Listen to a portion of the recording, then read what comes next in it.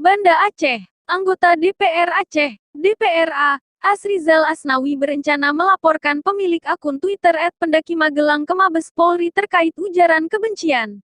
Akun itu diduga membuat cuitan yang mendoakan Aceh terkena tsunami lagi gegara anjing Canon mati. Tangkapan layar cuitan akun tersebut beredar di media sosial, medsos. Pemilik akun Chandra Kusuma Farhan diduga membuat cuitan untuk mengomentari berita tentang matinya seekor anjing setelah dievakuasi di Pulau Banyak, Aceh Singkil, Aceh. Berikut ini isi cuitan @pendakimagelang. Mengedepankan agama hingga disebut serambi Mekah tapi akhlak gak ada. Manusianya kejam, beringas, brutal. Semoga tsunami terjadi lagi di provinsi ini. Amin. Cuitan itu kemudian viral di media sosial. Setelah heboh, akun @pendakimagelang mengganti nama menjadi @pendakilugu.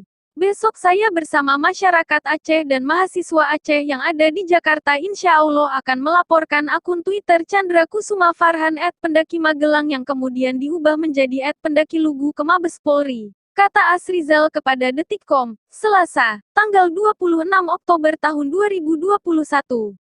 Dia mengatakan laporan itu dibuat terkait ujaran kebencian. Dia berharap polisi segera menangkap pemilik akun tersebut. Ini hate speech atau ujaran kebencian yang tidak sepatutnya kita sesama anak bangsa mendoakan yang tidak baik untuk saudara yang lain, ujar politikus PAN ini. Saya sangat yakin kepada Mabes Polri cukup mampu mengejar dan menangkap pelaku, walau akunnya sudah diubah-ubah. Lanjut anggota Komisi 3 DPR Aceh ini.